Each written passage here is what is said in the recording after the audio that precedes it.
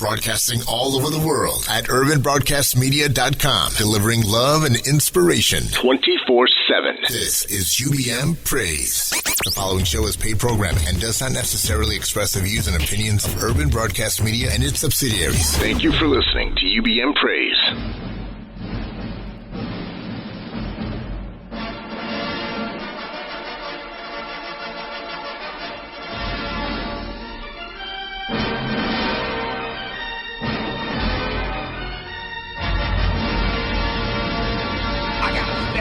For you this evening. A young man that you all know is Joe the Policeman from the What's Going Down episode of That's My Mama. Yes! I want you to put your hands together and welcome him to the stage. Big round of applause. Sir Walter Jones. Who is it? Sir Walter Jones. What's his name? Sir Walter Jones. Whose show is this? Sir Walter Jones. Who is it? Sir Walter Jones. Say it again. Sir Walter Jones. Who you with? Sir Walter Jones. One more again. Sir Walter Jones. The Sir Walter Jones Show. Co-host Alvin Carter. We are a Christian talk show in where we tackle all the hot topics in a believer's walk. Sir Walter Jones. Who is it? Sir Walter Jones. What's his name? Sir Walter Jones. Whose show is this? Sir Walter Jones. Who is it?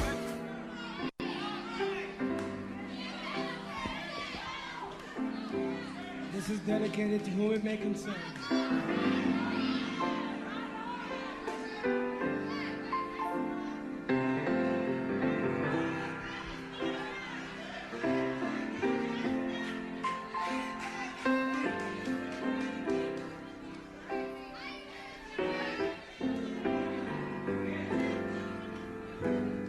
To be gifted and black.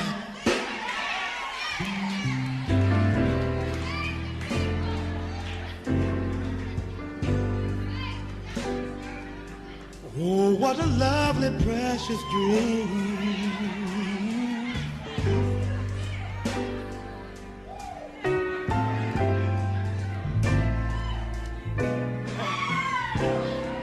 To be young,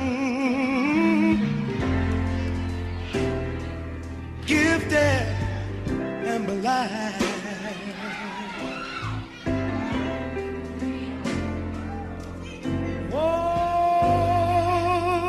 Open your heart to what I mean, to what I mean.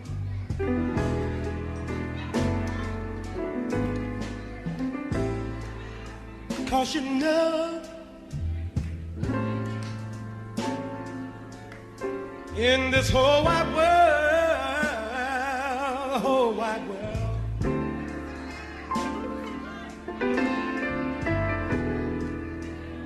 there's a million boys and girls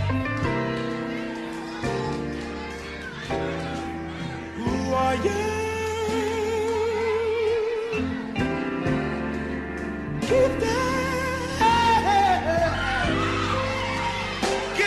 and black.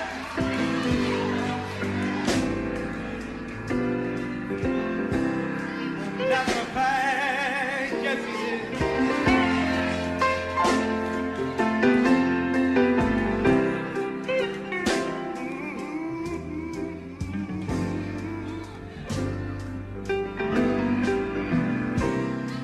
To be young, gifted and blind.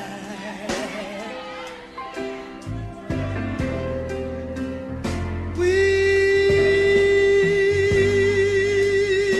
must begin to tell our young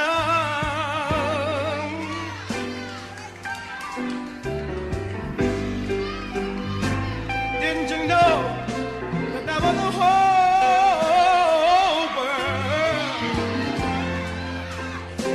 world waiting for you?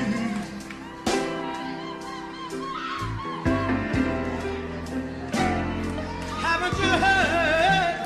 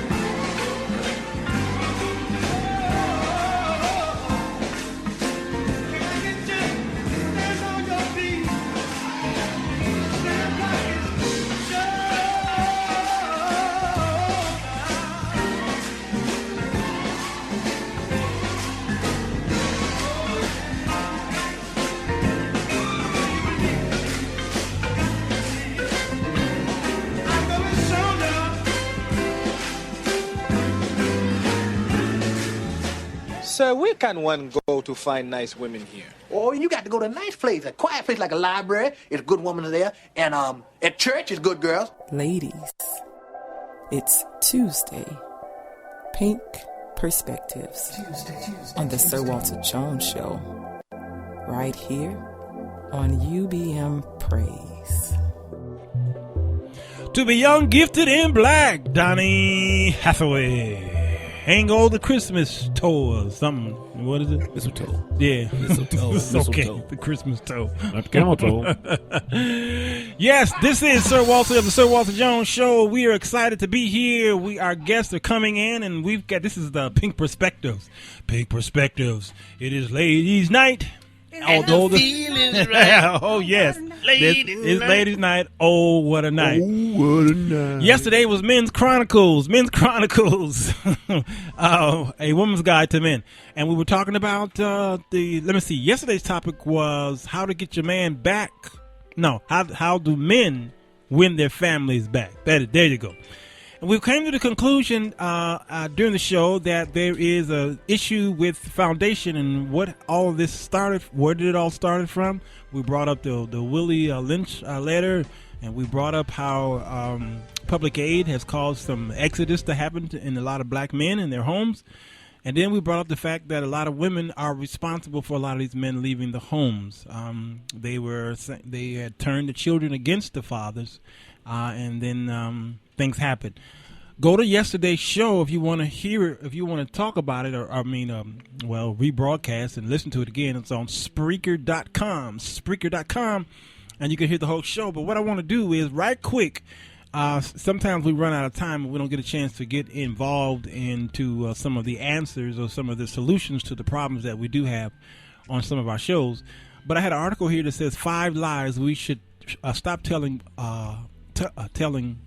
about black fatherhood. That's it. 5 lies we should stop telling about black fatherhood. And let's see.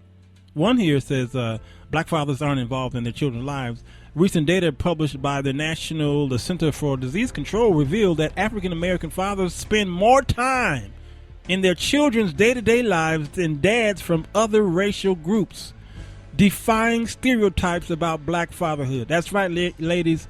Black men are more involved in their children's lives than any other race in America. That's right. And y'all saying that's not true. Well, it's because you don't go outside of your neighborhood and you don't read.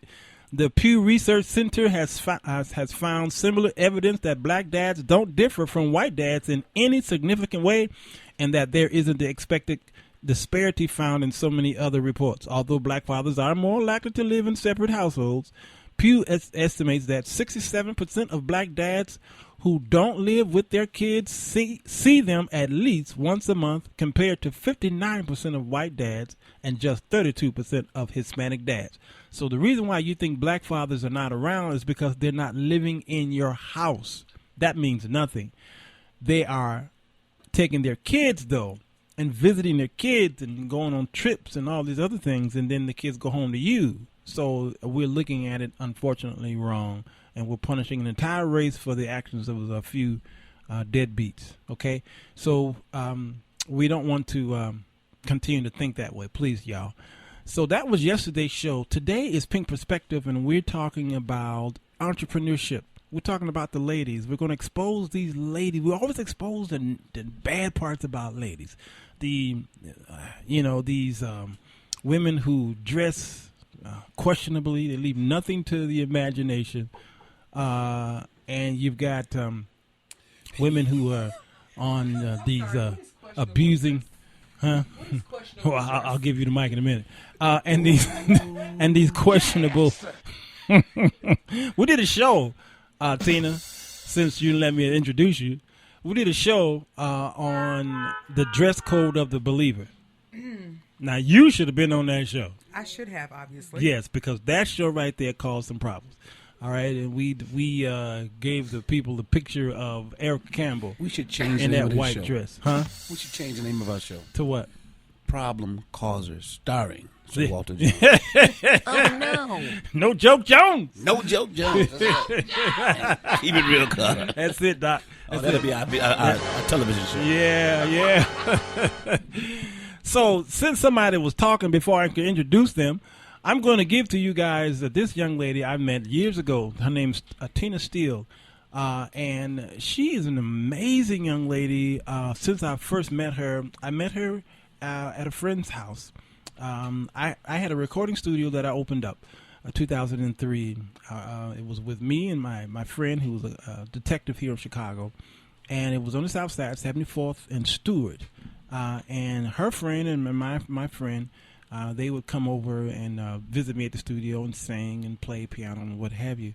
And she would stop by, and I met her, and I thought to myself, she's strange.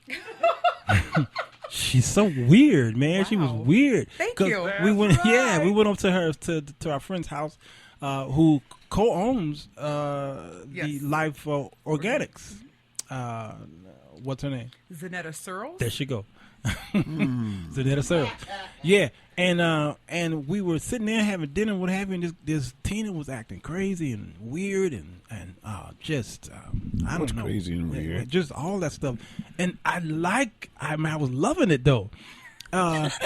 And she didn't really know me, but she was talking about me. Imagine. Yeah, she was talking about my big head and my clothes and my big feet and all that stuff. Man, she was doing and my nappy hair, everything that she could find. She didn't even know me, man. And I said, "This is the chick that's gonna be in my life forever." I love her. Yeah. And we just hit it off real nicely. And then I began to find out the serious part of her life. An educator like yourself. Okay, and she was all for the people of God. It wasn't all about church, although she loves church. She goes there every week. Okay, she loves church, but I found out that church is not the center of her life. It is not. It's not. She goes to these what y'all call those things, karaoke, and she goes to museums and you know, she goes do all these cultural things. She travels and all this stuff that I find a lot of traditional Christians of our day say you can't do. And so she's now a business owner. She co-owns this Life Organics shop, and I want to introduce her. Tina Steele, how are you? I am doing well. Thank you for having me. I'm so glad. I asked you only about an hour or two ago, and here she is. I'm just excited that you can come on the show finally. I got you here. Yes. I tricked you up, and here you are. And thank you so much. Just the whole introduction thing. I'm humbled. Yeah. You are someone that I hold in very high esteem because you don't change. You know, like I like consistency. And you say that I'm crazy and weird. This is Tina, crazy weird. I was crazy weird teacher. I'm a crazy weird educator because I was made to be that way. Yeah. And unfortunately, we try to change to fit into spaces and places, and we cheat people. Yeah. Because if I'm not myself authentically, I don't give you an opportunity to deal with me in an authentic situation, and you can never become who you are supposed to be. Because I'm not who I'm supposed to be. So I don't do the whole fake till you make it thing. Just be who you are, because if people love you, they love you how you are and as who you are, but they should love you enough to make you want to become more like Jesus. So that's why I don't do church. I don't do churchy people. I may get in trouble. I don't care. I stay in trouble. See, Alvin, what I tell you. I'm going to pray for you. You love her, don't you? Please pray for me. Come on. She don't know my name. She don't know my name. She don't know my name. Yeah. And we'll go further with that interview in a minute. But I also have my dear sister here. This is Gwen Gray. Gwen is the sister, not, you know, we all got sisters and brothers. We say sis, bro. But this is a real sister of Annette Harris, who have a show here on Wednesdays at 12 o'clock. I'm so sorry to hear that. Yeah, bow your heads. Don't come for my girl, Annette. Calm down. That's my girl. Watch it. Yeah. I'm never scared. You should be. Yeah, Gwen Gray is another really crazy woman. I think probably medicine is probably in her purse right now to stabilize you. Some. It's for you. See, my guests are talking and I can't even kiss it. Gwen Gray is let me tell you, this child here when you look at her and you talk to her, first of all, she will insult you. Yeah, she will, because she did that first day she saw me. She insulted me, and that seems to be a thing. And now the insults are coming on the Tuesday show of Gwen and Bob Barker. I don't know. Yeah, she's a certified professional, senior professional for human resource, and she has her own consulting company. It's called Gaston Gray Consulting. If you go on Facebook, you would see that. She's also currently providing human resource management for a company called Global Experience Specialists. And if you turn on to the Annette Harris show, we always call it that, but it's Mind, Body, and Soul. You hear the opening, and you hear that voice.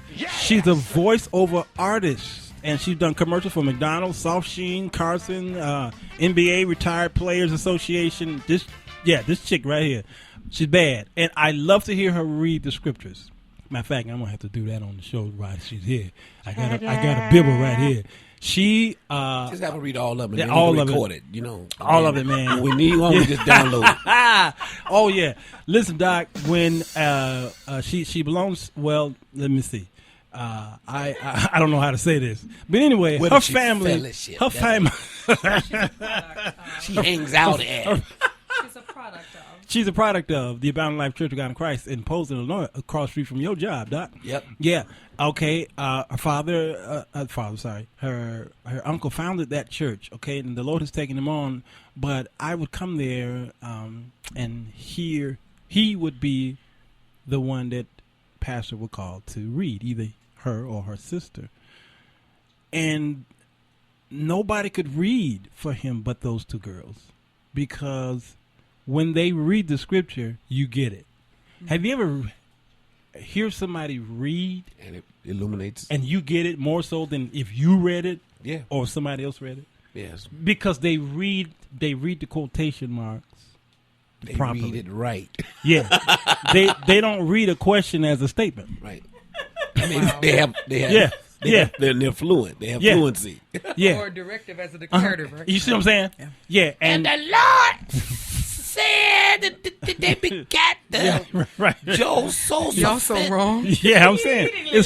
You're right. You know what I'm saying? No. And it's not. They shout when they can't pronounce it. And it's not flush. It's flesh. Oh God. You see what I'm Right. saying? Okay. And so when they read, it illuminates their whole room, and it allows the preacher to get his point across. Sometimes he ain't got to say nothing. He just say, okay, whatever she said, let's move on. That's because how she read. And I even at the funerals that they have, all the funerals, they make her read, because they make her read the what do you call those? The resolutions. The resolutions. Now there'll be 9 people behind her to read the resolutions. And we further resolve that the Boohoo Baptist Church would like to say thank you for all you done. Okay, and we all say, okay, next. Gwen will get up there. And now, laying here in this casket. No, it's you. No, I'm just saying. I'm just kidding. Wow. But she's just that dramatic, and it stirs up the whole place. So I want to welcome to my audience, Gwen Gray. How you doing? Wonderful. Thank you so much. You are still a nut. I know. See, I'm a nut. Sometimes you feel like a nut. Sometimes you don't. You had a good day? I had a good day. Yeah. Very busy, but I tell you, I called you like I did Tina only an hour or two ago. 2 hours ago. Mm-hmm. And then bam, here you are. It's just amazing. And you kind of pretty today, girl. Look at you. You knew you was coming here. Okay. Oh, shit. All right, because your husband listening. I ain't crazy. I'm so glad you're here. And we want to talk about what the both of you do individually. And what we do on our show is we try to bring out the topic in ways that people don't think about. Okay, we go to the backstories of all our topics and find out what happened then that causes us to be who we are today. Okay. So today's show is young, gifted, and female. So we want to talk about. What I want to do is read some stats. Then you guys tell me what's going on in these stats. Okay. At 5 o'clock, we've got someone who's going to call in, another wonderful entrepreneur who's going to call in. So it's ladies' night, and we want you guys to be as raw as possible. Tell them things that they need to hear, and I know you are. But here's the fact sheet. It says the state of African American women in the United States. Okay, this article was written, November of 2013. African American women, who make up 13% of the female population in the United States, are making significant strides in education, participation, health, and other areas. But there is a long way to go to fully close the racial and ethnical disparities they face. You guys agree with that, right? Yes. Long way. Mm-hmm. Okay. New policies such as the Affordable Care Act or ACA and other proposed policies such as paid sick leave can greatly improve the lives of African American women and their families. For example, under the ACA, around 5.1 million African American women with private health insurance are currently receiving expanded preventive service coverage, and an estimate 3 million African American women will gain access to affordable or subsidized health insurance. Mm-hmm. Okay, this is good stuff. This fact sheet provides a snapshot of statistics about health, education, entrepreneurship, economic security, and political leadership that should guide our choice to enact. So they got it laid out into health, mm-hmm. educational attainment, entrepreneurship, economic security, political leadership. Okay, and we want to touch on all of those if we can. Okay, here's the introduction to health. 1 in 4 African American women are uninsured. This lack of health insurance, along with other social economic factors, continues to contribute to the dire health issues African American women face. Hypertension is more prevalent among African American women than any other group, they say, of women. Mm-hmm. 46% of African American women 20 years of age and older have hypertension. Wow. While white women are more likely to have breast cancer, African American women have higher overall mortality rates from breast cancer every year. Mm-hmm. Let's see. African American women have higher rates of human papillomavirus, mm-hmm. HPV, cervical cancer. African American women represent 65% of new AIDS diagnoses among women. Mm-hmm. Okay. African American women experience unintended pregnancies at 3 times the rate of white women, and black women are 4 times more likely to die from pregnant-related causes such as embolisms and pregnancy-related hypertension. Mm-hmm. Okay. Can you guys respond to this? And I know we got about 3 minutes before the break, and we'll come back and talk more about it. But you first. You know what? All of those. The latter statistics mm-hmm. that you just spoke about, mm-hmm. The HPV, the HIV, the hypertension, the higher mortality rate mm-hmm. from breast cancer, all points to one thing, affordable health care.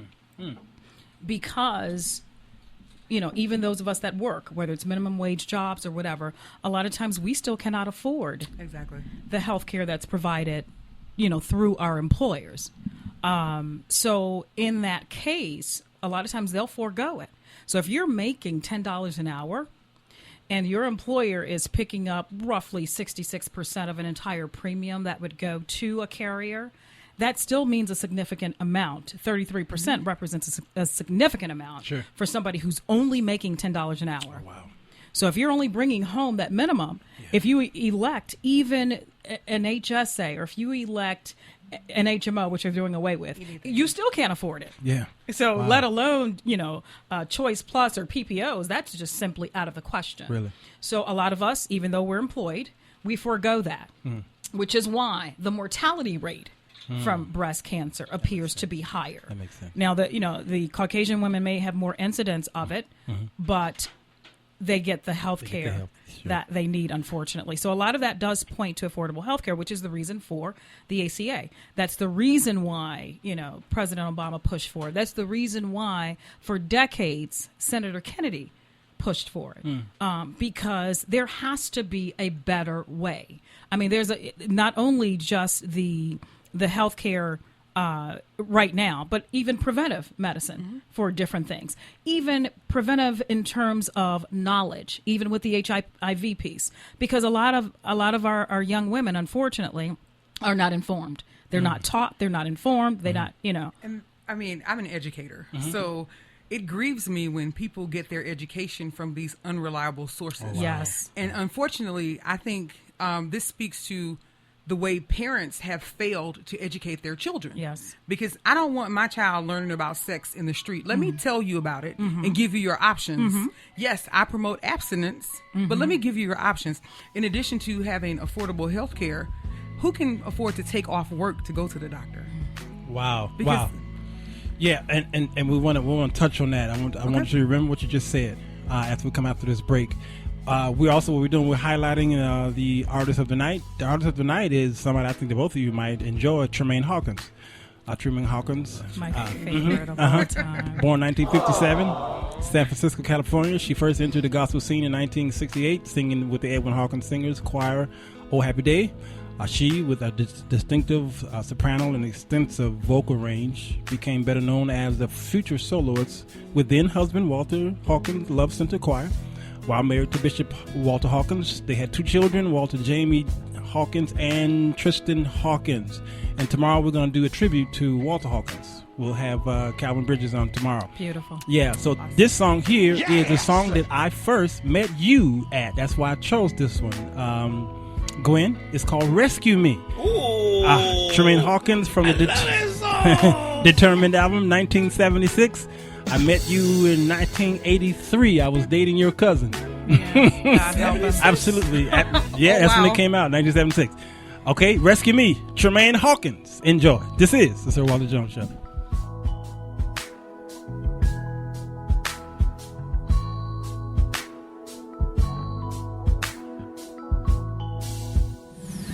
Log on to urbanbroadcastmedia.com and check out the many services Urban Broadcast Media provides. Whether it's social media, video production, radio broadcasting, or audio recording, we got you covered. Tuesday, a lucky shot makes Richie an instant hero. Want to go up to Inspiration Point with me? I'll show you my fake. Oh, Richie, you're such a jock. Then... Buns. Hiya, Pinky. How you? It's the love story that shook the world. I love what? There's drama, action, and romance. Fonzie loves Pinky right after Happy Days. 1, 2, 3, 4, 5, 6, 7, 8, 9, 10.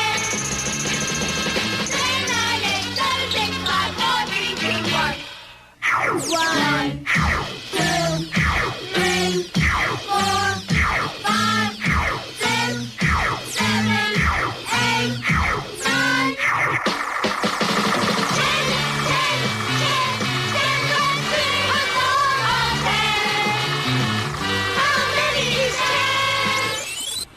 10 toes. 1, 2, 3, 4, 5, 6, 7, 8, 9, 10. 10 triangles. 1, 2, 3, 4, 5, 6, 7, 8, 9, 10. 10 pens. 1, 2, 3, 4, 5, 6, 7, 8, 9, 10. 10 barrels. 1, 2, 3, 4, 5, 6, 7, 8, 9, 10. 10 lines of toys. 1, 2, 3, 4, 5, 6, 7, 8, 9, 10. 10 chocolate layer cakes. And I'm the toy of 10. Sometimes you feel like a nut, sometimes you don't. Almond Joy's got nuts, Mounds don't. Almond Joy's got real milk chocolate, coconut and munchy nuts too. Mounds got deep dark chocolate and chewy coconut. Ooh. Sometimes you feel like a nut, sometimes you don't. Peter Paul, Almond Joy's got nuts, Peter Paul, Mounds don't. Because sometimes you feel like a nut, sometimes you don't.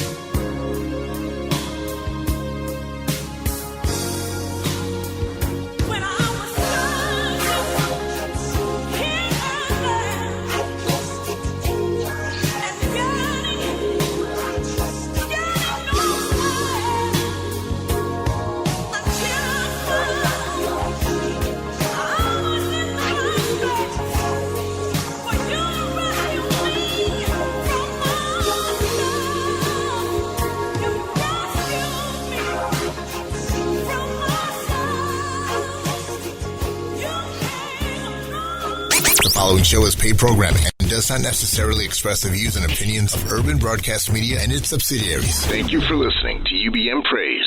Hi ho and welcome back.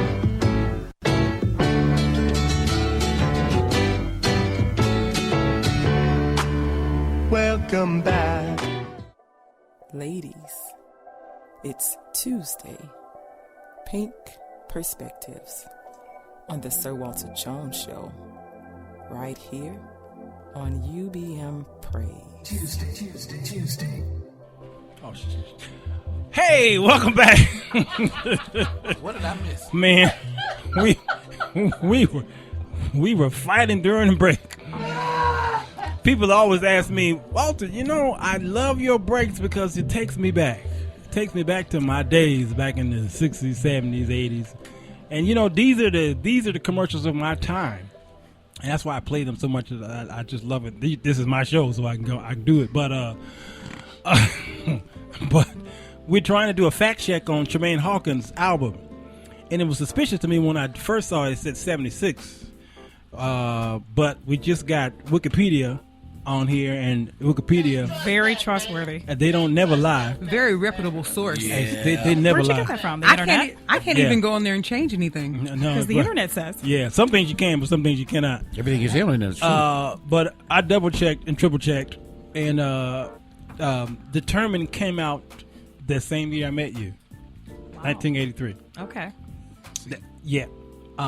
Before that was just a project called Tremaine, 1979. Look at me. Right. And before that, she had one that came out in 1966. Look at me. Can we come on up to some years so that I know something about? Sure. Fall down. Yeah. Get up. Right. Fall down. Get up. That's about it, right? Don't be discriminating against me because I'm young, gifted, and female. Yes. Okay. All right. Let's see. You were saying something very interesting, Tina. Finish with the point you were making about that. My point was it's another layer to the whole access piece because there's so many women who are underemployed. Yeah. Okay, go ahead. There's so many women who are underemployed that they can't afford to take time off for screenings. They can't afford to take their children to the doctor if they're sick. And sometimes they are forced to choose between paying that copay or feeding their children. And I don't know any women, in that moment who would deny basic necessities to their children to take care of themselves. And that seems unfortunate that you would even have to make that kind of decision, but it happens. Yeah. So though we may have the access, the underemployment piece also is something that is so important. And Gwen, you talked about that's why we need that paid sick leave and paid sick time. Yes. And think about hypertension. Hypertension basically is our body's way of saying, I cannot handle the stress that is going on in my body, so my blood vessels are going to constrict. It's a something. And exactly. Wow. So when you're thinking about feeding your children and you're working 60, 70 hours a week, and you don't see your kids, all this, it adds to the stress. So I may be able to have health insurance, but can I really use it in a way that's not going to make my household fall apart? Wow. And that's something important. And I'm glad we're talking about this health thing because the both of you are in a sense, for instance, Tina, since we got you on the mic here, you sell health products in a sense. I sell beauty, health products, but we also provide nutrition and health education. Okay. My background is biology, chemistry, pre-med kind of thing. I thought I wanted to be a physician, but I ended up being a science teacher. Wow. But still having my hand in the healthcare industry. My sisters and I own several hospice facilities in Mississippi. Wow. So just still working with within our community around the issue of health because we've been historically underserved as it relates to healthcare, health education, and even having providers that will really attend to our needs without pushing drugs, legalized pharmaceuticals down our mouths. Wow. And then the thing about it is about our body, when you start taking certain medications, your body says, oh, okay, that medicine has it, then I can stop my normal function. So you have to keep taking it. And we could do a show on the whole dialysis lie because people make so much money for each dialysis patient so that when your kidneys start functioning well again, they may not be 100%, but they're functioning enough where you can function normally. They don't take you off dialysis. No, they keep you on it. They keep you on it so that your body begins to rely on it, and then you're stuck there until you die. Really think the that fortune that's of failure. Yeah. Do you really think though that that's a community push? Do you think that doesn't matter the culture in terms of the drugs? Because we see all of these drug companies and all of these commercials on, okay, you got to do this, and then if you listen to the disclaimer, but it's called side effects and possibly death. And I do believe that they have targeted low income people of color. And if you look at the dialysis centers, even in this city, they're popping up everywhere. But where are they centrally located? They are really located in low income. Is that right? And people and communities of people of color. Wow. And the thing is, and I'm not one of those, pull the race card. There is no race card, number one, especially when you're in a society that is built. The framework of this society is institutionalized white supremacy and white privilege, period. So there is no race card. But when you just take a step back and you look at things that are popping up in our communities, and when you go to the doctor, they just want to give you a prescription. Yeah. And because we don't have that sometimes people don't feel that they have a right to ask questions or to ask their physician, well, is there an alternative method? What else is there because of the whole education and access? So, I believe that we are targeted as people of color and in low income communities because where there's poverty, there's going to be a lack of education. There's going to be unemployment. There are going to be all these things that come with poverty. And people take advantage of that. We're in a capitalistic society. It's about the dollar. And so you opened up your life, let's call it, it's a beauty. It's a health and beauty. Yeah, or store. Wellness spot. All right. And you opened it not downtown. No. Okay, not in the south suburb. No. You opened it right in the hood. I opened it down the street from my house. From your house. In between my business partner's house and my house. Yeah. Smack dab in between. Right in the hood. Because tell me why. Our facility is really gorgeous. It has chandeliers and hardwood floors and all this stuff because we wanted our neighbors to know that they deserve a company who is going to attend to their needs, give them good products, give them an immaculate experience, a customer service experience that is second to none, but also be in walking distance to their community. And we also wanted our neighbors to know that we are invested in the community. I live there. Right. I used to teach the kids there. You pay your taxes. I pay my taxes there. My business partners' children go to school in the neighborhood. So it's like, that's our way to say that we are invested, not just in the present, not just in making money, but we're also invested in the future of our community. Because if everybody pulls out, then we're not going to have anything. Wow. We're on a strip where our neighbors have been there 30 years on one side and then 27 on another side. Right. These are older gentlemen. But it's like, man, you have invested 3 decades of your life into this business and you're still here because you still see something in this community. Sure. The thing about it is, I don't put your business wherever you want to put it. Yeah. But don't knock me because I decide to stay in my community. Right. And I've had people to say stuff like, oh, this doesn't belong here. Why not? Right. On what basis? Exactly. Oh, it looks good. It looks like it belongs downtown somewhere. Yeah. So have we fallen to that point? Yeah, we think we don't deserve it. We think that our community, in this case, in this example, we think that the community and we're not worth it. Yeah. But by your bringing that type of business and the chandeliers and the hardwood floors to that area, we have to let them know, you know what? Yeah, we are, and we can be the Huxtables. Yes. It doesn't, we don't have to have these rundown clinics where the lines are long and there's like one doctor, the roof is caving in, and I've seen it before. Oh yeah, people coming in there sick and it's dirty and it's supposed to be a medical facility. That doesn't. As a matter of fact, we should turn and go the other way anytime you see anything like that. Exactly. That's true. That's true. Not acceptable, and it shouldn't be. And even people say, well, why is this stuff so cheap? It's not cheap. It's reasonable. I want to provide a wonderful service for my customers that they can afford and that they can enjoy. Yeah. But it's like we've bought the lie that it has to be very expensive in order for it to be good. You're right. When you don't realize it only costs them $3 to make that, but they're selling it to you for $66. It costs me the same $3, and if I sell it to you for $15, maybe that just means, you know what? I want to make things affordable for you. I'm not just in it for the money because I work a lot of other jobs. Sure. LifeOrganics is not my only business. Absolutely. But there's this like, well, I don't believe that. And unfortunately, because sometimes the information is coming from someone who looks like you. Yep. And so it's not to be trusted, exactly. Which is a shame. We've got to change our mindset. Yeah. We have to change our mindset. Now, I want to dig into this entrepreneurship. I'm glad you guys this is really good, and I'm getting inbox messages and I'm getting Facebook messages from what you guys are saying. I mean, they're really excited. You have a shipping department in a sense. We manufacture and ship all of our own products. Yeah, not just up the street.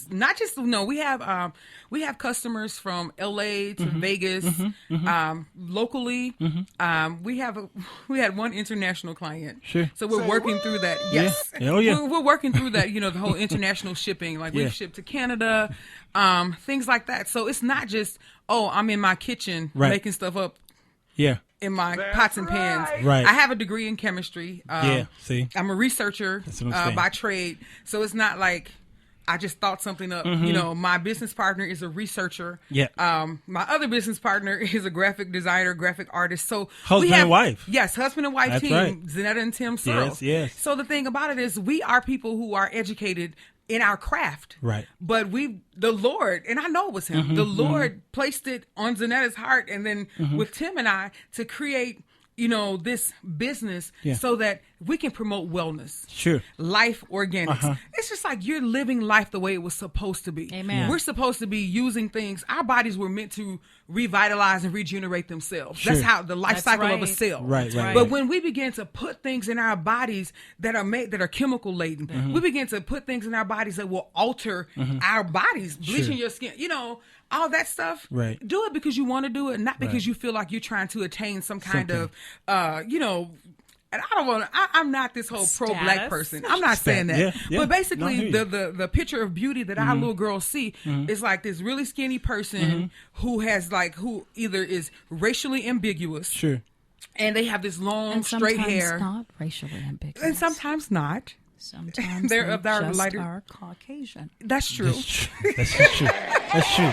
But you know, and it's just like, how do I then that's the Caucasian teach? How do I then teach young ladies that be beautiful? You are beautiful as you are. If there's something about you that you don't like, change it because you want to change it, not because you're trying to be somebody that you're not. And it goes back to being authentically you. Yeah. Life Organics. How do I live my life? You hear that, Alvin? Organically. How do I live it the way that it was intended for me to live? Redundant. Yes. It is, but you know what? It's not. Okay, you know, I'll take that redundancy because then you'll get it. Because let every word. But that's why we get faith comes by hearing and hearing. Now let me. Yes, Tina, hallelujah, hallelujah. Now Tina, you know, I only do this with people who make good points here. Okay, yeah. Listen. That means it was flowing, baby. Yeah, flowing. That was flowing. That living water. That's living water. Okay. Tea. Now let me say this. Yes. Okay. You went to school, chemistry. Yes. Okay. And what you did was you took what the average black African American say. What am I going to possibly do with a chemistry teaching, training, degree, whatever? Okay. That's ridiculous. Okay, it makes no sense to the average guy. All right, and you took what was deemed to be boring and not worth nothing when I graduate, and you turned it into. Well, I'm sure she took that a corporation. as a pre-med major, which is what I was. I majored in chemistry because my intent was to go to medical school. You see what I'm saying? You see what I'm saying? Yeah. But you put that to LifeWorks, Organics. Okay, all right. Now, so the people who are listening saying, Walter, I have a degree in yada yada. Okay. I can't do nothing with it because the industry is telling me that industry is full, it's too much competition, or there's nobody's hiring and doing anything with that, okay? Mm-hmm. But you've taken that excuse and turned it into something of your own. Yes. There are a couple of things. First thing is, what the industry says, it doesn't matter. Thank you. Simply because when you create something, you find a need and you meet that need by either creating something new or improving on something that already exists. And when you do that, you create a niche for yourself. There are plenty of people who are making hair and body products, plenty of people. But those people can't say that they have Tina or Zanetta or Tim. Right? Those people can't say that. I know what it is to make this body butter with my own hands. And you tell me that, you know, I have a skin condition. I'm allergic to coconut oil. Okay. You know what? Won't you give me an hour? I will make you a no cocoa product. Wow. And I will scent it the way that you would like for it to be scented. Wow. You know, where else can you get somebody to hand make you a product and pray over it as they're making it and believe in God for your healing of your skin condition? Woo. And I'm not trying to be like, you know, I'm not deep. I don't do that. But I do believe in the power of prayer. Yeah. And I do believe that we limit God so much when we start talking about our own power and our own limitations. You know, it's like, I went to school for chemistry. I have a degree in chemistry, biology, education, administration, all this stuff. So what? Because I know people who I am in awe of their knowledge and their ability, and they have a high school diploma. and they make a lot of money. They sure do. And they live a life that is one of abundance, where they are reaching people and impacting people, and they're influential. Because they found their niche. That's right. When you find your niche, you are operating within your point of conception. Before the foundation of the world, we were created in Him. That's our point of conception. When you find out what you're supposed to be doing, it's not work. There's no lack of creativity or innovation, because you have you've hooked up with that life source, and you're doing what you are supposed to do. And that's good stuff. I want to start talking about what you're doing, Gwen, prior to what you're doing now, because you have a story. You guys heard of Famous Amos Cookies, right? Mm-hmm. Have y'all ever heard his story? It's an amazing story. He was in the kitchen cooking, putting up some dough. I used to have him stashed in the house, just making up some dough, and he thought to himself, everybody got cookies. Everybody got cookies. What can I do with it? And he got something said to him, go door to door and pass it out for free. He went to the neighborhood and started passing out his Famous Amos cookies to his neighbors, and neighbors loved them, and they kept coming back to the house for more. Yeah. He says, I got a product. And he went in the kitchen and in the garage and started packaging it as Famous Amos. With a secret ingredient. You see what I'm saying? Come on now. That's where I'm going here. Mayonnaise. Yeah. Wow. Come on now. Yeah. I'm telling y'all need to read that story. Okay, and his story encouraged me like crazy. Gwen, you didn't come up under a silver spoon. All right? No. All right? You can't, and I kind of know some of your story. Dad was not always there. No. All right? Mom hustled. And she was always there. She was always there. Okay? All right? Now, take us back. We got about 3 minutes before breaking, and we'll do the other guests and come back with you, because your story is very important. I want people to hear this. All right? Okay. You're a consultant now, and people look at you and say, Gwen always had, but you didn't always have. No, I didn't always have. I was born 50 years ago. And I'm just kidding. But I was. Yeah, you was, right? But honestly, we can tell. No, lies you tell. Regina Tamar's voice. Yeah, lies you tell. Regina, come and get your man. Regina. My dear friend, Regina. Yeah, go ahead. Anyway. Oh, no. By the time I arrived here on Earth, my mother was already an established entrepreneur. She owned her own business. She was what they then called a beautician. Right. Now you're hearing, stylist, cosmetologist, and all of those wonderful things. But not only did she successfully complete beauty school at a time where it was unheard of for African American women, especially those that were transplanted from the South, she literally had her own brick and mortar business. Yeah, that's what I heard. Well established in the community. As a matter of fact, when the Black Panther movement was first established, because it was established as a community and social organization. That's right. They would come and they would solicit money, and my mother would give every week or every month or whatever it was, so that the kids would have breakfast programs. And mind you, my mother, her shop was not in the city proper. It was actually in the suburbs. But that's how far reaching and how much we cared then. Yes.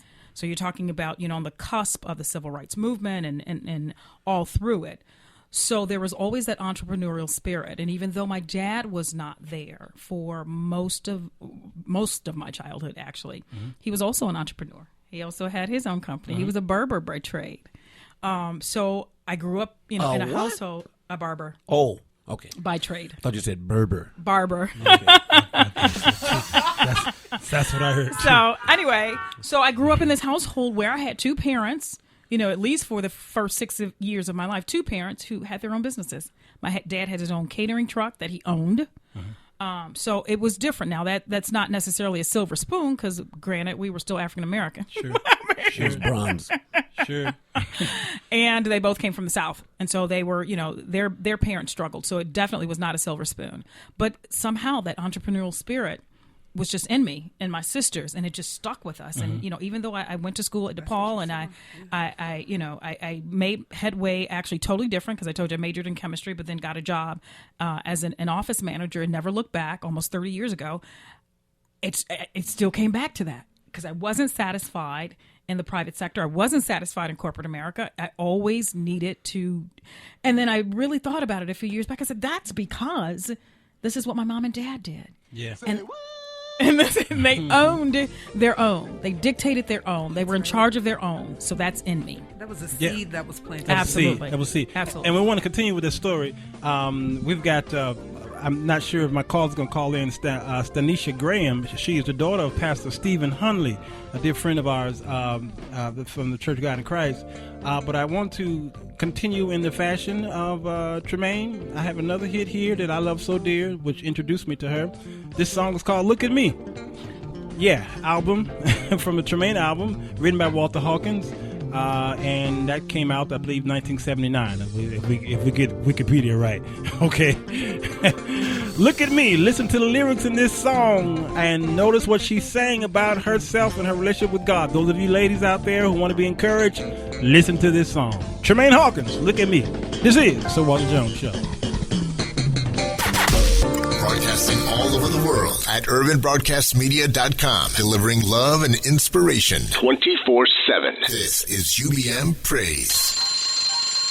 Time to make the donut. The donut. It isn't easy owning a Dunkin' Donuts. Time to make the donut. Because unlike most supermarkets, we make our donuts fresh day and night. But the guys who make supermarket donuts are still in bed. Plain donuts aren't enough. 5 kinds. Of course, when you make donuts this good, there is one reward. They taste so great. Good morning, folks. People buy an awful lot of them.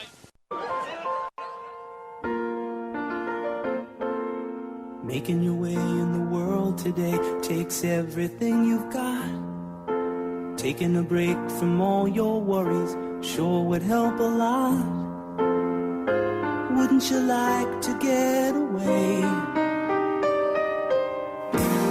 Sometimes you wanna go where everybody knows your name, and they're always glad you came. You wanna be where you can see our troubles are all the same. You wanna be where everybody knows your name. You wanna go where people know people are all the same. You wanna go where everybody knows your name.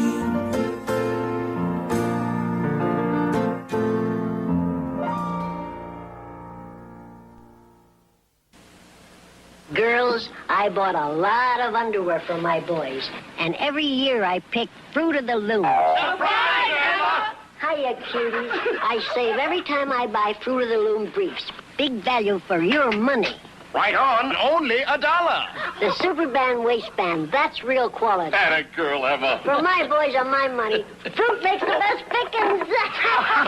Boys' cotton briefs, only $1. A great buy in briefs.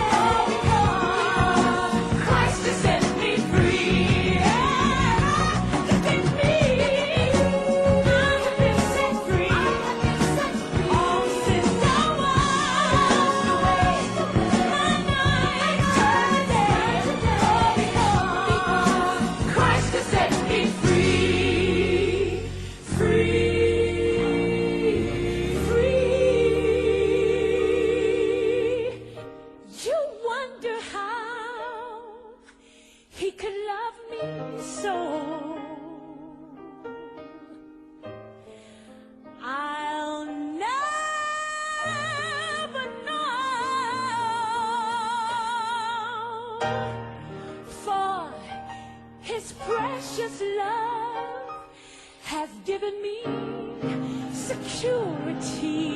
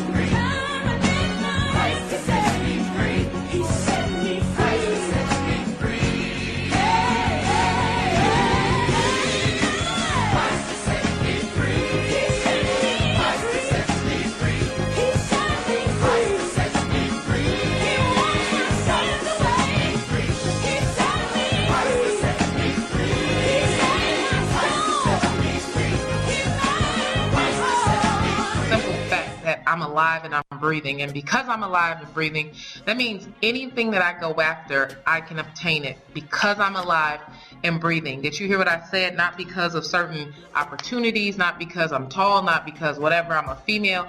There's a lot of different excuses that people use for why people are good, why people are successful. And the truth is, the people who go after success, they get it. If you don't go after success, you won't get it. And it's so funny because when you're trying to motivate people or get them inspired, the words that you use can be really repetitive. And the reason why they can is because there's no secret to being successful but to work. And a lot of people try to plan or strategize how they're going to be successful, and the successful people just go and they do. And I hope you understand what I'm saying when I say they just go and they do. You can't really plan success. It's just a feeling that you have inside of you that with the actions that you're putting forth, it's going to happen. You can't ever give a time or a date or this opportunity or that opportunity. It's a feeling of success in general, okay? And one thing that I want to talk to my MLM friends about is treat this industry as a business person versus a network marketer. See, I'm not a network marketer. I'm a businesswoman. And because I'm a businesswoman, I treat my network marketing opportunities like that.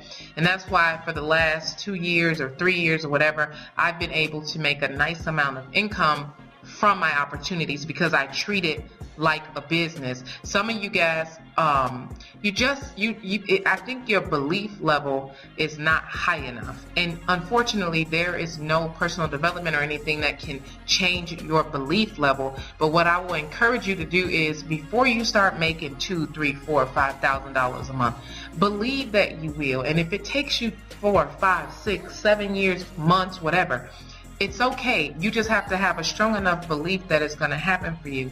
I already told you, my first opportunity, I couldn't get nobody to sign up, but my mom and one of my best friends, and I probably paid for them, right? But my belief level never wavered. It never wavered. I always knew that, I'm going to be successful, and I'm not even to the level of success that I know that I will be, but I know that it's going to happen.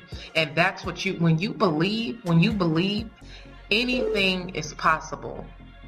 And a lot of people are willing to lower their value of life by accepting what life gives to them. A lot of people are willing to lower their value in life by accepting what life gives to them. And the truth is, everyone was meant to be great.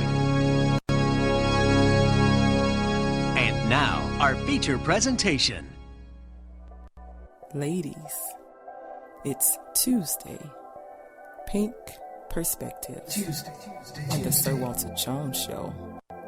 Right here on UBM Praise.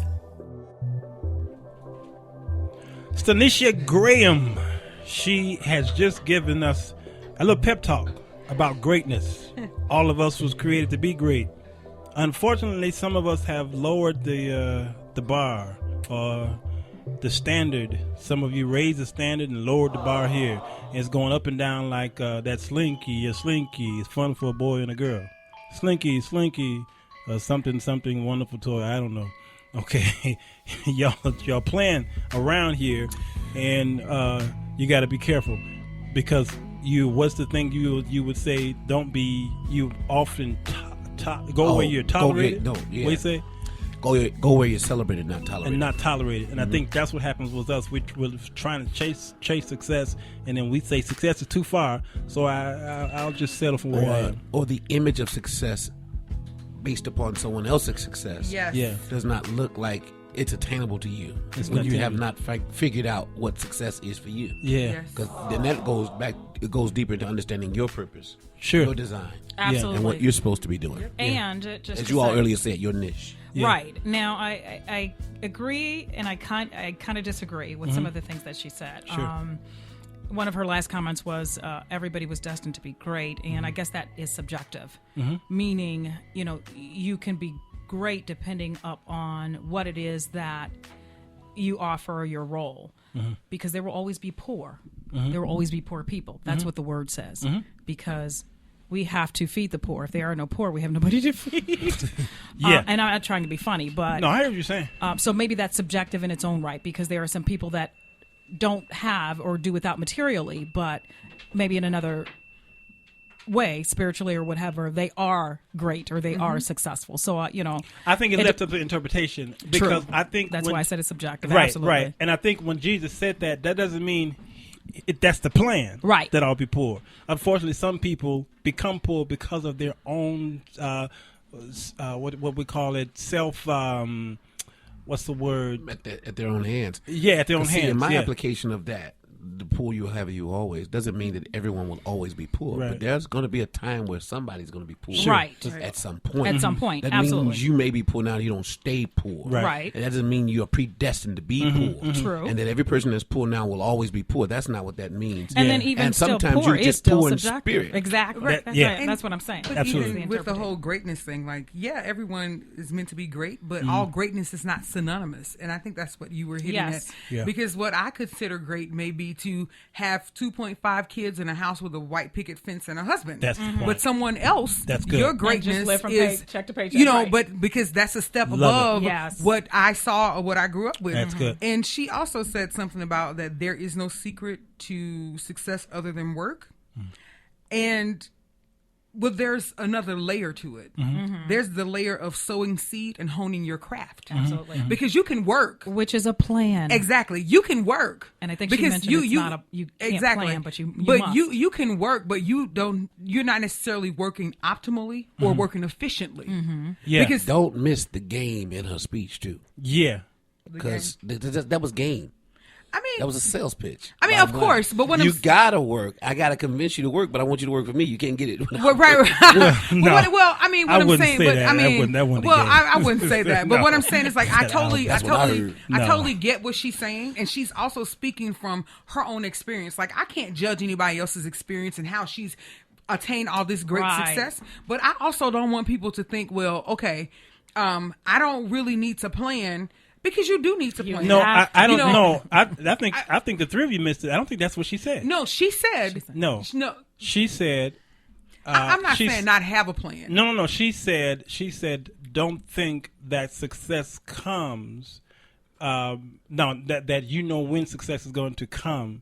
And you can plan for it. That's exactly what she said. says you cannot plan for it. Exactly. That's what I'm saying. You can't. No, but she's right. You can plan for success. Success. I disagree. If you cannot plan for it, if you don't, you can't plan to say, okay, tomorrow somebody's going to call. Somebody's going to call me, but you can plan to be prepared, so that when that opportunity comes, you don't miss it. We squandered a lot of opportunities simply because you got to have your elevator pitch. If you don't know what you do, or you can't explain to somebody what you do in 30 seconds or less, you've missed that opportunity. So I think that's the point I'm coming from. Maybe I missed what she was saying. I think you are. But I think that's what she said. No, I think Did she say no. it? To prepare your mind. No. I think you have to hear the whole thing, what she said. I think we all heard that little part, and we thought that's what she... Here's what she's saying. I say this all the time. I just say it in a different way that she do. Alvin, you maybe can understand what I'm saying here. Sometimes people come to me to produce a record. Mm-hmm. All right? They got 10 songs, and they says, track 5 is going to be my hit song. Mm. And what they try to do is plan for that to be the hit song. Okay, here, let me finish. They try to plan for track 5 to be the hit. Mm-hmm. And they put thousands of advertising dollars on track 5.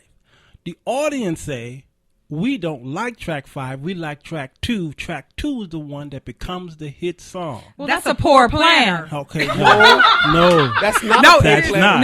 No. I said it was a poor plan, and the reason I say that is What I'm saying that from the perspective, and I'm not trying to argue because that's a good point. Mm-hmm. But I'm saying that from the perspective of the plan that person had was to record. And to try to be successful there. You're speaking of a specific song that they thought would be successful. I'm talking about the plan that got them to that point. You have to have... You know, so you just can't willy-nilly and say, okay, well, I'm going to work and work and work and work, and I don't have a 2-year plan, a 5-year plan, or where I want to be. And this was her point. Her point was the person who produced that album wanted to force this plan on the people that track 5 will be the. I hear what you're saying. Wait, let me finish. I know it's exciting. I know until they play the song. I know it's exciting. So what we do is we put too much, and that's not poor planning. They have an idea that track 5, they want that to be the hit because in their minds, in their souls, that's the best song. Let me finish. Okay. Then. So what happens is it's about the audience. Okay, but again, it's not whether right or wrong. It's about the plan we're talking about. So what they do is they put all that money into it. Then the audience decide that's not the hit song. So what they did was they planned that to try to get the people to love my baby, which is track 5. Unfortunately, the audience, their perception is not your perception. So they love track 2.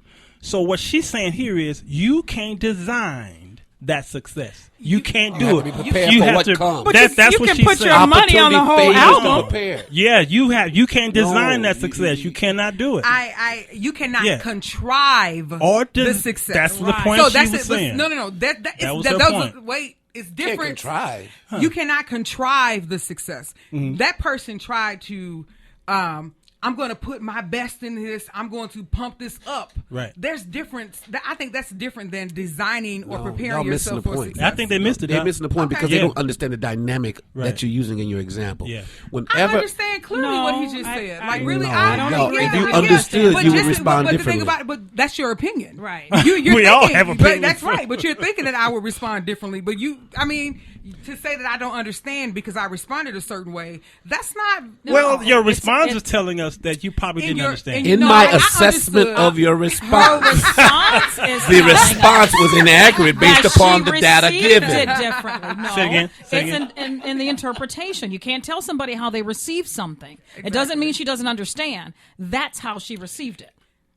Okay. Understanding, but her response. But then what happens is, you want me to design my response? No. You want me to plan my response? No. That's what it is. No. Your response is telling the listener, it seems like she didn't get it. So let me say it another way. That's what your response. Yes, because it's perception. That's your perception. Wait, again, it's perception on both parts. No, both that's yours. Okay, I tell you. You should have learned a long time ago. And Alvin, you can't win a fight with no woman that got her own. We got frickin' frack over here. So you guys are gonna. Men are from Mars, women are from Venus. No, yes, but this is business. Right now, let me help and offer this in music. No, I didn't say help her. I said help. I said it. The example he gave, it happens all the time. I'm sure it does. Forget it. Next. No, I'm just saying. No, because you're listening to respond. You're not listening to understand. So I'm listening. I'm done talking. I've also recorded. My mama done learned me to argue with a woman. My audience recorded it before, too. My audience need to hear it. And you ain't got a hit. You're absolutely right. But it's not because I put my money on track 5. Well, no. The point was, in the example, when someone is making that endeavor, you'd think, as a songwriter, you think, okay, of these 10, I think this is the one that's going to be the successful. This is going to be the groundbreaking. Right. So they focus on it because they want to make sure that it gives its best foot forward. And there's nothing wrong with thinking that way. There's nothing wrong with having that aspiration and being prepared based upon the 30-second pitch. Because that first song you release is your 30-second pitch in this career. However, when someone heard the album, they like the other song. Okay. Right. Prepared or planning says, okay, I need to make sure that I'm on point with this song too. Even though I thought this would be the hit, this becomes the hit. Okay. She couldn't predict that. No one could predict that. Right. In fact, Donnie McClurkin had no clue that Speak to My Heart was going to be the hit. That's true. Right. However, it did, so he made the best. So it wasn't an error in his plan. No, we're not saying that. That's not, see, you missed my Yes, point. you're missing our point. How do you know? How do you know he missed his point? Because he just said, that's your opinion. That's your opinion. No, you missed the point. We're not saying You didn't make the point. Y'all argued We're his. just saying you missed the point. You didn't make it. You all argued against And his. I can That's why no almost point was made. guarantee you that Donnie McClurkin did not put all advertising dollars in track 5. You don't know either. that. I can guarantee you. You can't guarantee. As an You were experienced not there. recording artist, You don't know Donnie. Still, what you, You don't know what Martin you Luther have King. to do is you've got to put it out there. You've got to. So you've got to put the. Okay, so can we You've move got on? to put the tracks out there, and you see what gets the most playing time. So how do you? No. You can You as a producer, you can determine what gets played on the radio because that's a part of the planning. You tell them what to play. What to play. What happens is the audience will hear it on radio. They may buy the album, and they'll turn it around and the side B that they like so much. Then they'll tell the radio station, play side B. They'll start requesting it. Yes. See, that's the dynamic that we said you missed because when you push the song, the target song, you push it, they play it. People purchase the product, but then they discover the success was enough people bought the product so that they could start requesting track 2 versus track 5. Which means they and then had you to have have reached a liked whole the product. How do we get even if track 5 was the only thing that was playing initially? Vitamins and stuff like that. Because they had to buy music the has life in But it. don't she sell It's vitamins? organic. Okay, like It gives life. So okay, all right. Let's just say, Back to the point. Yes, Right. the point. I think I'm messing up my hair. She has some is organic that- juice for that. I do. I really do. I may have some in my purse. That's good. That's good. I guess the point is like being prepared, but not putting all your Eggs hopes in one and basket. dreams on this one thing. You know what I'm saying? Yes. We were talking during the break how I have 6 sisters. I'm from Mississippi, and my mother taught us you need to be good at more than one thing. Good. Because if they come and shut down your corporation or your job, Amen. you need to take care of yourself. And I think that is something that's missing from a lot of young women nowadays. You can only do one thing. You're good at one thing. You I'm a can't rapper. just be good at one thing, Right. right? Basketball. And even if you want to be a rapper, I'm a know boxer. how to record, know about engineering, That's know good. about producing, Yes, sir. so that not just so that That's you can. it. It's just like this. I may not have to do it, but if I need to do it, Come I on. can do Come it. on, You you know what I'm preaching. saying? So it's like be good at more than one thing. If you braid hair, show your daughters and your sons how to my braid hair. shout music Show got them how to deep. do it. But the thing about it is that's how you build. We need to leave a legacy. That's how you leave a legacy. Lord have mercy, that girl right there. I'm telling you, this is like because it's time out. That girl preaching. But it's Yes, sir. real talk. That's it. That's You know, it. if we look at other cultures, Yeah. we can look at other, you can look at Jewish people, you can look Right. at our Arab brothers Yes. and sisters who come over here. I walked into a nail shop yesterday, Mm-hmm. and this little girl, she can only, maybe 10, 11, she said, "Hi, may I help you?" She's taking people in at the nail shop. Yes. And we get this thing where I want my kids to have a better life than me. You turned out okay. Right. You know what? That's the biggest lie. Teach your kids teach your kids about grit. Yeah. Teach them how to be challenged. Teach them how to figure stuff out. It's Yeah. called problem solving. Exactly. Yes. So when Period. they're faced with it, Exactly. They don't have to call mama because what if you're not there anymore? Right. We handicap people by giving them too much. There is something that you gain from working for stuff. Yeah. Because when you work for it, That's you're what gonna she take said. care say of it. that you worked for it, right? That's what the woman was No, saying. That was no, she no, no, no, saying. no. That may be part of what she was saying, but you still have to have a plan. My plan is to. Yeah, she not I'm saying going that. to pour into those people around me. Right. That's one problem. I think I'm African American. I can't be anything other than an African American woman. That I have found. I will not be anything other than an African American woman Yeah. because I have Anyway, that's what my DNA says. So I found that a lot of speculative. What? Yeah. Don't you start. So what I'm saying is like a lot of entrepreneurs, we don't sow seeds into other entrepreneurs. Oh, yes. We don't invest in other people. Yes. Just because I sell body butter, even I'll show you exactly. I'll show you how to make some body butter. It's not going to be mine. It's a cultural thing. You know, and it's just like just because there's not like this 10 pounds of success, and if you get 5 pounds, there's only 5 pounds left. No, we can. I mean, seriously, we can all succeed, but we are so selfish, and that selfishness is a lack of faith. Crabs in the barrel. That's all it is. It's a lack of faith. Because if I know I'm good, I know I'm good at what I do, so I thrive on competition. Why don't you do what you do? That's it. Competition makes you better. Yes. With butter all over your body. You should be bitter, but competition makes you better with my butter all over your body. You go, girl. Woo! Because we have this triple rich body butter. It says triple rich. That makes you wealthy. Hey, give me that address. The address is 435 East 75th Street. East 75th Street, Chicago, Illinois. What are your hours? Well, my hours are vary, huh? 10 to 2 10 to 2 Tuesday through Friday. And we're also there on Saturdays. But you can call us or go to our website. We are available by appointment. Yeah. So we'll come in, open the shop, and give you the grand tour and immaculate customer service. Because I can't afford to take off to go get no butter. That's okay. I'll bring it to you. Yeah. You can also go online and order. LifeOrganicsOnline.com. Yes. LifeOrganicsOnline.com. Yeah. Y'all, I'm telling you, I've been there. I came to, let's see, we had an outing. Yeah, we host events. We rent out our space. It was amazing. Events. And I'm telling you, we were talking about the shipping thing. Okay, now let's talk about this entrepreneurship here, because this is very important. Yes. Because we think that a lot of what we do is with just local and we're done. Okay, there's a world out there who wants your products. Yes. I came to her store for, we were part of a singles group on Facebook called Singles Mingle or something like that. It's been so long, you know. Right. He had to leave the group because nobody wanted to date him. I left the group. Yeah, I did. Oh, no. No, I'm still in the group. But we were there, okay?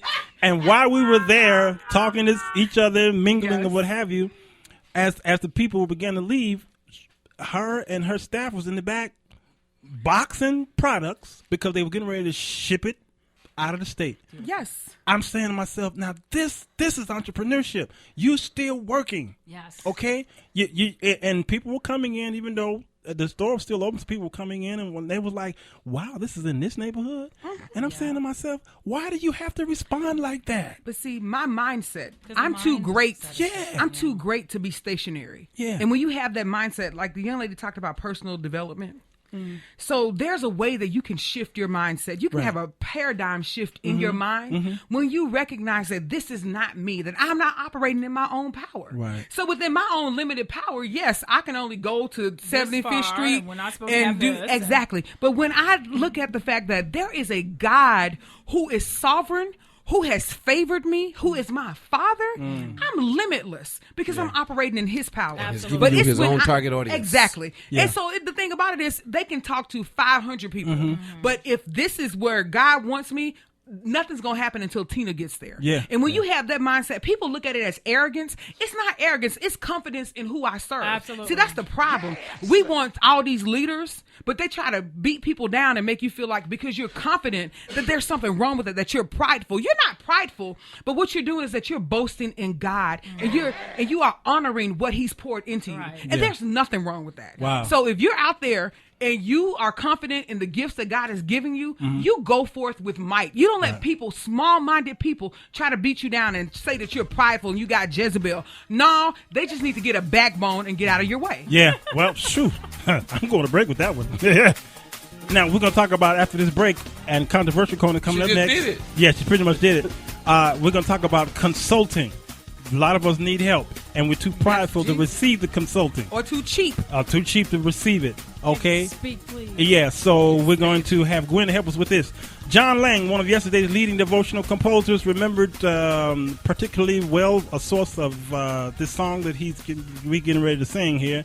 A young man recently released from prison stopped by to visit him one day and to say that while he was an inmate, a visiting entertainer's performance of one of Lang's tunes, I Asked the Lord, the name of the tune, had moved him so much that he had learned to pray.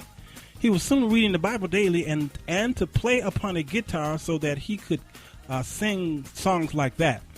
You have found, what did he say? He says, you have found the answer, Lang says to this guy.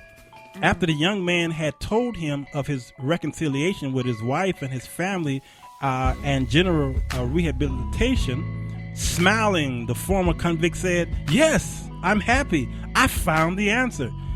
That remark stayed with Lang. And a few months later, when George Beverly Shea, Billy Graham's featured singer, asked him to write a song, those were the words that gave him inspiration. Suddenly, I found the answer. Hallelujah. Shea recorded the song in 1957, and this was among other notable performances, more than 50 to be exact. One was performed by Mahalia Jackson, one was performed by Nat King Cole, and then in 1994, November 1, Tremaine Hawkins redid it. I found the answer, and she sang it with the woman Mahalia, who was dead years prior, and she brought her back to life. I'm gonna say now, Wikipedia said they did a duet. Wicked wrong, wicked wrong, wicked wrong, wicked wrong. 1994, I found the answer. Tremaine Hawkins. This is the Sir Walter Jones Show. Oh no.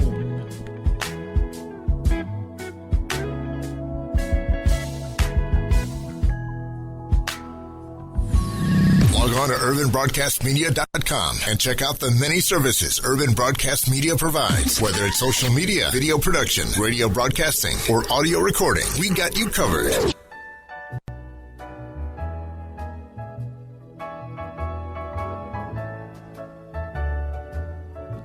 I found the answer. Now let me tell you a story of someone sad and lonely. All their hopes were gone. Their days were long and dreary. They couldn't even carry on. But then they found the courage to keep their head up high. And you know what? Once again, they're happy. And here's the reason why. I found the answer. I learned to pray with faith to guide me. I found the way. The sun is shining for me each day.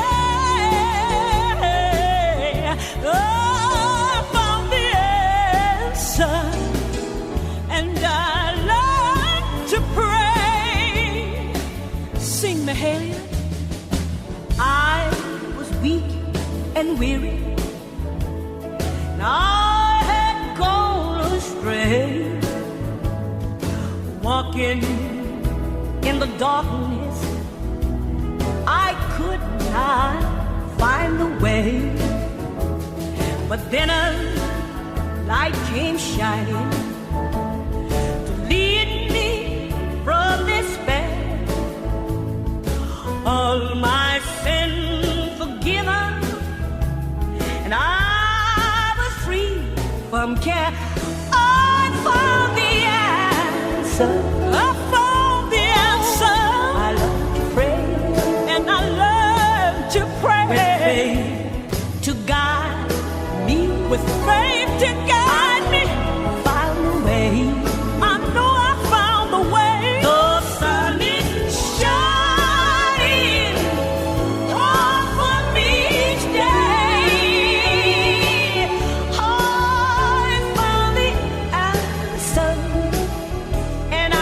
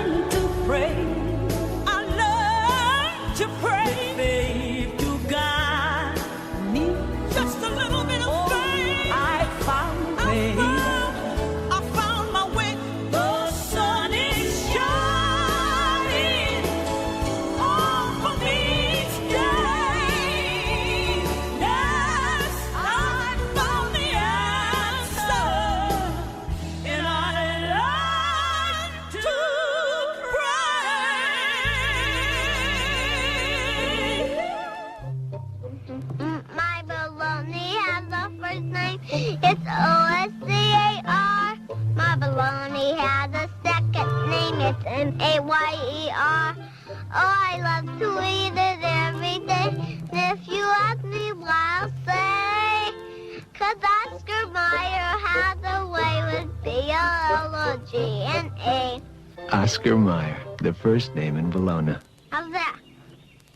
Don't be fooled by commercials where one battery company's toy outlasts the others. The fact is, Energizer was never invited to their playoffs because nothing outlasts the Energizer. They keep going and going. Stop the bunny, please. And going and go. The painting, Renoir. The vase, Ming. And the wine, Chateau Marmoset. When only the best will... Like we said, nothing outlasts the Energizer. They keep going and going and going and going and going. I love the sound of the rain. And I love the taste of your fresh brewed coffee. Oh, thanks, but it's not fresh brewed. It's new tray cap. Still going. Nothing outlasts the Energizer. They keep going and going and going. You're the Pepsi generation. Come and have a Pepsi day. Come on, come on, come on and taste the Pepsi way. Come on, come on, come on and have a Pepsi day. Wrap a thirsty smile around it. Raise a Pepsi up and down it. Come on, come on. Come on, come on. Have a Pepsi day. The following show is paid programming and does not necessarily express the views and opinions of Urban Broadcast Media and its subsidiaries. Thank you for listening to UBM Praise. Ladies, it's Tuesday. Pink Perspectives. Tuesday. On the Sir Walter Jones Show. Right here on UBM Praise.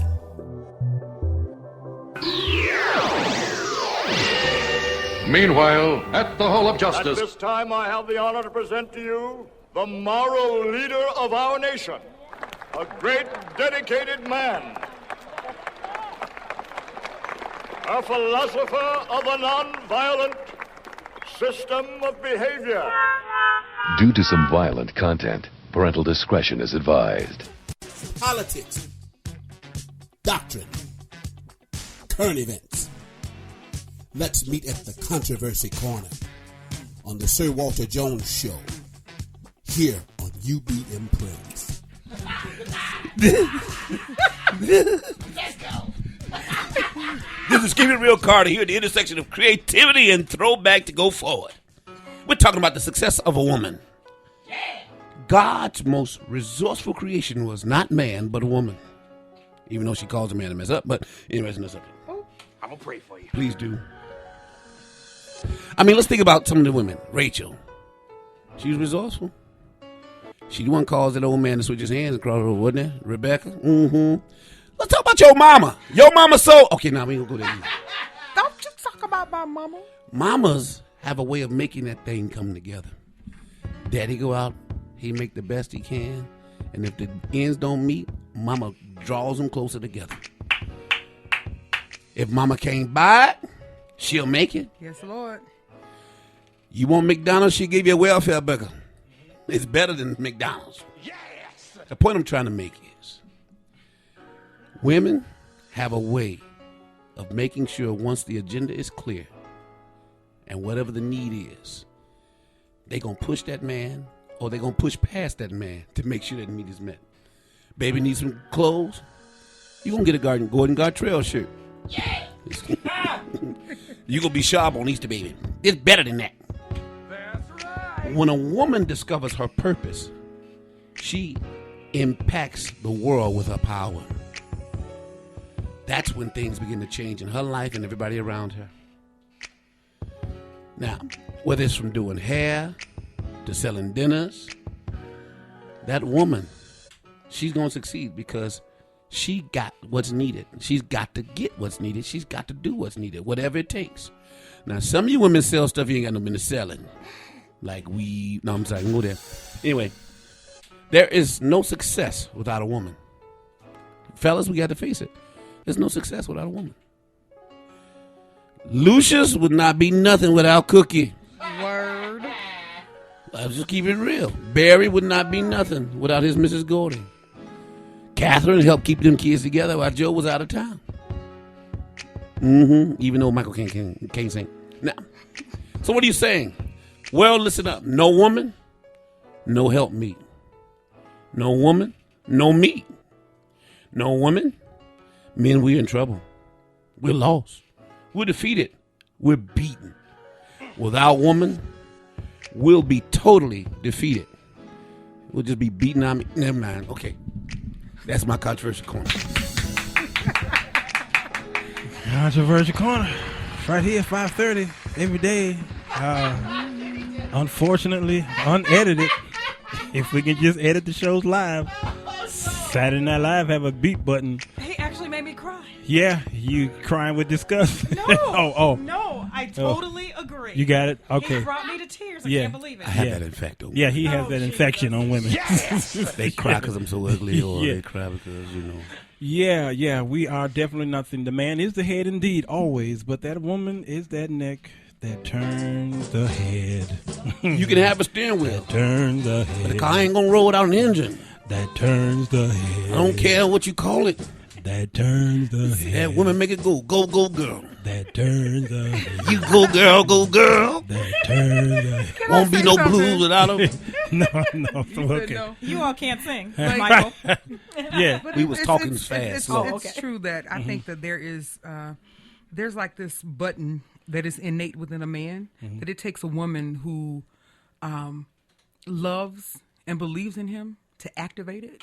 That's and with the activation of that button, it's just like, okay, I think that whole, I have to provide security for my family. I have to provide security for this woman. And that's more than money. Yep. You know, that is like, I provide this sense of protection for you. And when that button is not activated, that's when we get the, I still want to be a little boy and I want a mama that's it. Or I don't need a man, and she's still unfulfilled as well. Of course. I mean, of course, because there's this need. I can't, like, I'm an unmarried woman right now. Really? You know, I am. Oh. Oh, no. Oh, trust and believe. That wasn't pity. That was a joke. Okay. You ain't got to go down there. Come on, see that? I'm still waiting. Them hands going no. on. I'm still waiting. I'm believing God for a godly husband who I can submit to. And, right now, God is my ultimate security. He's our ultimate security. But there's something about having a husband who you can, trust to hear from God on behalf of your family and things like that. Mm-hmm. So, and that's true, that there's something innate, I think, within us that is that companionship piece. Yes. And when you hook up with the right compliment, then you're whole already. But when you hook up with that right compliment, I think a lot of things fall into place. You're right. And there's some people who are called to be single. Yeah, that's true. And that's fine. Yeah, things will fall into place, but it is still work. Yeah, to be single too. It's work to be single. Yes, Lord, it's work to be single. Yeah, it's work to be both of them. No, I mean talking about within marriage. I mean, exactly. Because sometimes people have this perception that once you find the one and it's the one that God's had for you and everything's going to be perfect. Yeah. No such thing. There is no such thing. Because although you have become one, you are still two different people. Yeah. And people change. Even after 25 years. Wow. Yeah. I'm still working. That's right. I'm still working at it. I hear you. I'm working on the build. Yeah. Let me get to this stat here. My time is about winding down. Top 10 paying jobs for women in, this says 2014, but still applies to this year. Though the jobless rate for minority remains in crisis mode, numbers for women overall are faring better than men, with a jobless rate of 5.9% compared to the 6.4%. Even to minority women, the numbers are more favorable. Female workers still face less pay for equal work and other workplace challenges that can hinder success. But there is a silver lining in the form of Forbes' recently released list of top-paying jobs for women. The publication reports that careers in business, tech, and healthcare continues to dominate the list, despite the fact that women in these fields are seeing a wage gap. If you're still deciding where to go in your career, need a potential salary boost, or are looking to transition into another career, check out the top 10 list here. Number 10, operations research analyst. Number 9, management analyst. Number 8, software developer. Number 7, physician assistant. Number 6, physician and surgeon. Number 5, nurse practitioner. Number 4, computer and information systems manager. Number 3, lawyer. Number 2, pharmacist. And the number 1 top paying job for 2014-2015, CEO. Yes. Oh! Yeah. That's right. CEO, and we have 2 of them in the room here. All right. Absolutely. The educational attainment, we have to finish our list. That we went to health earlier in the show. Educational attainment, and I'm gonna have you to kind of end us with this, Gwen. Educational attainment, the level of education attainment for African American women has risen very slowly and still sits at a significantly low level than of white women. The college graduate rate of African American women in 2004 cohort was 24.1% and has not increased at the same rate as the graduate rate of white women or Latinos or Asian women. Only 21.4% of African American women had a college degree or higher in 2010 compared to 30% of white women. And the list goes on and on. Only 2% of African American women are represented in science, technology, engineering, and mathematics or STEM fields, while women in total make up 24% of the STEM workforce. And then entrepreneurship, African American women own business continue to grow despite significant financial and social obstacles. It's almost like a catch-22. You can't make it out there in corporate America, so you start your own business, basically. So one's going to affect the other. African American women owned businesses are the fastest growing segment of the women-owned businesses market and are starting up a rate 6 times higher than the national average. The number of companies started by African American women grew nearly 258% from 1997 to 2013. This is encouraging. The number of African American women-owned business in 2013 was estimated to at 1.1 million. Compared 42% of business owned by women of color and 49% of all African American owned businesses. Okay, then it goes into economic security. Now you have a family, Gwen. You have a daughter that's in college. Why was it so important that you enroll her in college? Because you have to have a plan. Yeah, that's the first thing, Mm-hmm. and it was a given. Mm-hmm. It was not a choice. Okay. And of course, we do go back to, you have to, each generation should increasingly do better. Yeah. If not the same. Yeah. Never less. Yeah. So that expectation is there for her. And for her to be able to reach her dreams. Now, kind of speaking to the educational part of it and how we don't have, in terms of percentage or numbers, the number of degrees that Caucasian women have. In my opinion, that could be due to a couple things.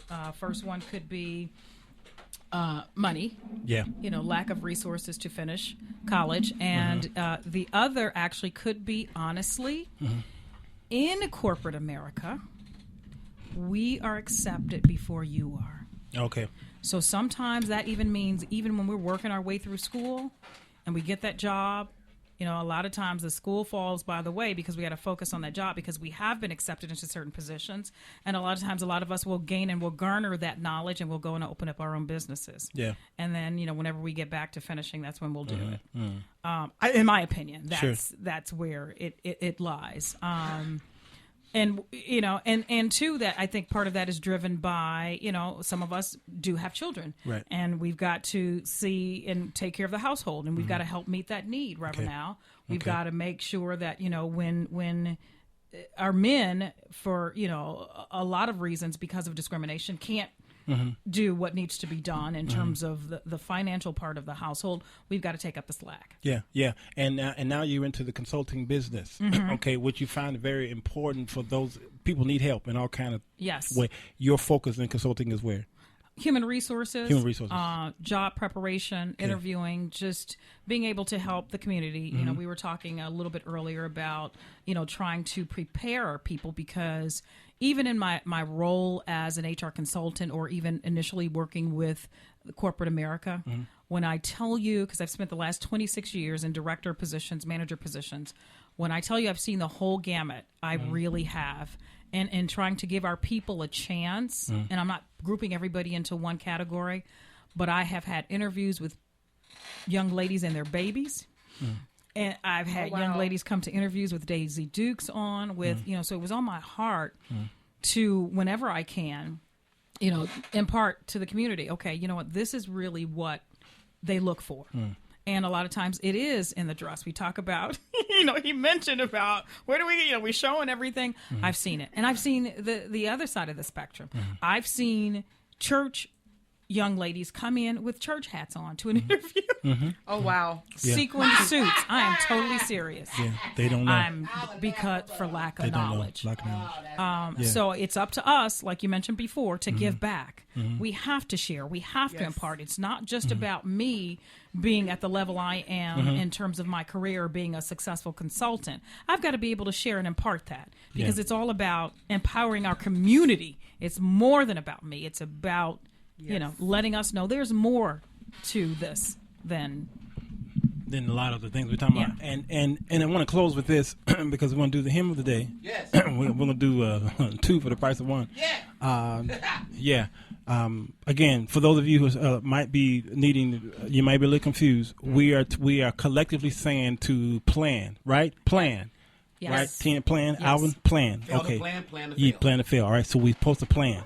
And what the young lady said earlier, she didn't say don't plan. She says you can't plan for something like that particular success you're looking for. You can't contrive it. That's what she was saying. But do plan.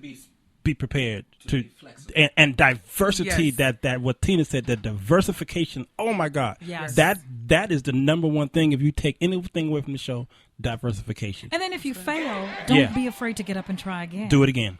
Yeah. You learn more from failing than you do succeeding. You sure do. Because I get lost in Chicago driving around and I find myself realize, wow, I didn't know this neighborhood was here. And then you need to go that place and you Failure. already know where to go. Failure is the root of discovery. Yeah. And discovery is when you develop. Yeah. When you have a proper perspective of failure, though. Yeah. Because failure is the key to success. Proper. That's good. That's good. Tina, we got to have you back. Please don't mess with me. Okay. Matter of fact, while you're talking, give me a hymn.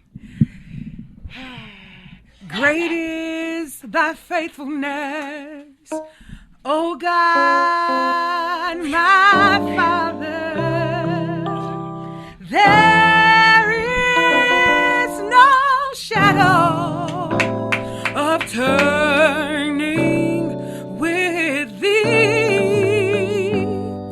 Thou changest not, thy compassions, they fail not. As thou hast been, thou forever will be. Take that second one. Take it. Great is thy faithfulness. Sanguine. Great is thy faithfulness. Morning by morning. New mercies.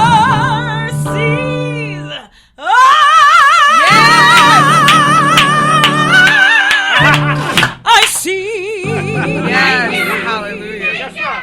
All I have needed, thy hand has provided. Can we do a harmony? Great is thy faithfulness. Great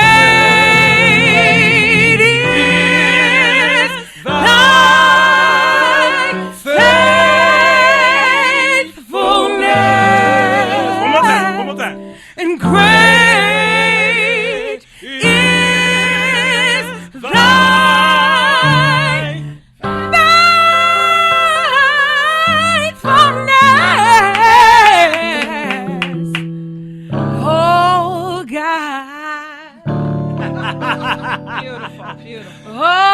God.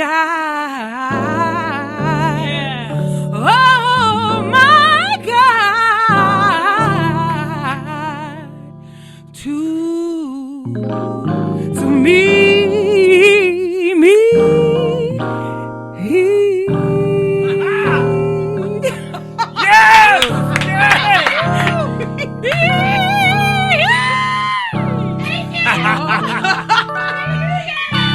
I love it.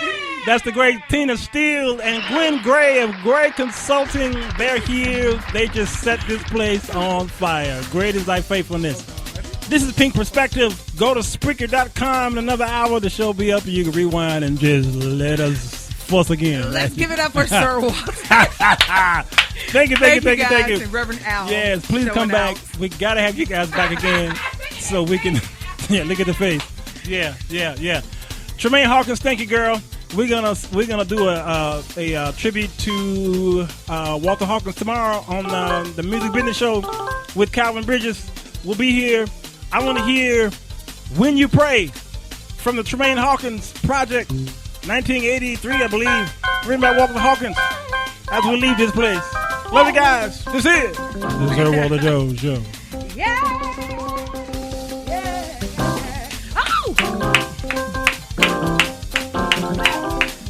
I'm at a Coptic church.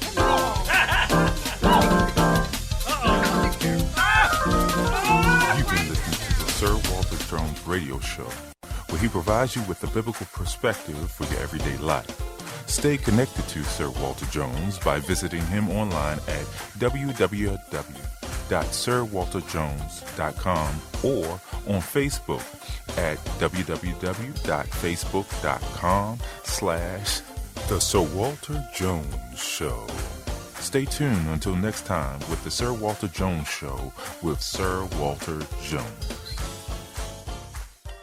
If you can't find any work, I'll put in a good word for you at my job, man. You ain't got no job, man!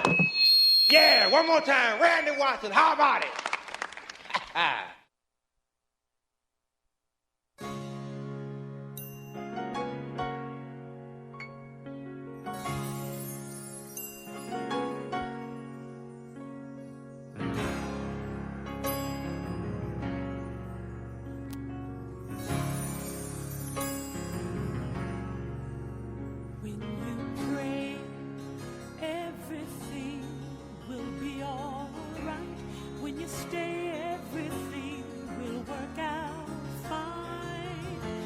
Just have faith when you pray, when you need a friend, when you need a friend.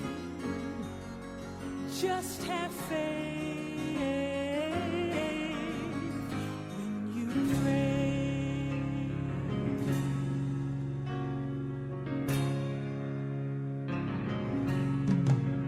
When you call him, he will answer your prayer in despair.